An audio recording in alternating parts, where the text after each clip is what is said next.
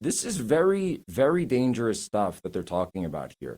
They're talking about censorship. They're talking about going after phrases. They're talking about a very basic, fundamental Christian faith phrase: "Christ is King." And in fact, in the Catholic Church, you can find Catholic parishes all over the place, all over the world, and certainly just in city after city, they are called Christ the King Parish or Institute of Christ the King. Most Catholics can probably name like half a dozen of them off the top of their heads. It's a super common phrase. You see it the iconography all the time, depictions of the Virgin Mary with baby Jesus, and he's got a crown on his head.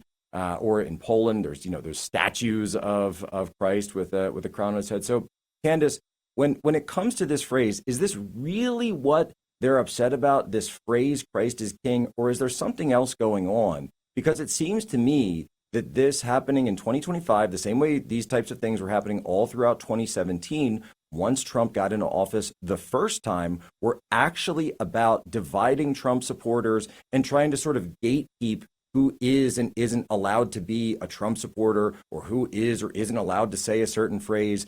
It just reminds me of all the same type of garbage that I dealt with that year. And it's especially telling that the people that are doing this and who are advising MAGA, that you have to get these people out of MAGA, expel these people out of MAGA, have never been MAGA. These are the people that have tried to divide and conquer the MAGA movement from the very beginning. They were the never Trumpers that then reappeared as DeSantis supporters. And then when DeSantis lost, they had no other option. And they're pretending like, we like Trump now. And it's like, no, this is extremely inauthentic. You have been against Trump every step of the way. And I'm supposed to believe now that you're writing these articles essentially trying to divide Trump supporters, because obviously a very large contingent of us are in fact Christians. And by saying, oh, you can be a good little Christian if you just accept that, this phrase is only used by people who are bad Christians.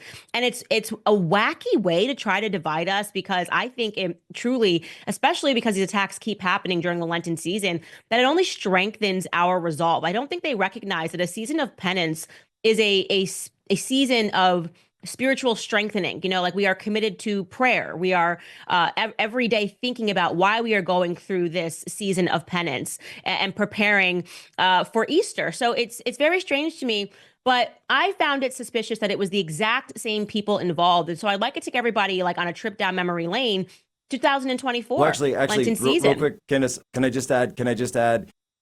It's also during Lenten season when the Lord challenges us. It's a time of challenging, and it's a test of faith. And so I fully accept it. I fully accept the challenge of my faith. And I do believe that is why the Lord is allowing this to take place during the Lenten season, because he is calling us to challenge and re-examine our souls and re-examine our faith to bring us closer to Christ. That's the entire point of Lent. That's the entire point of Easter.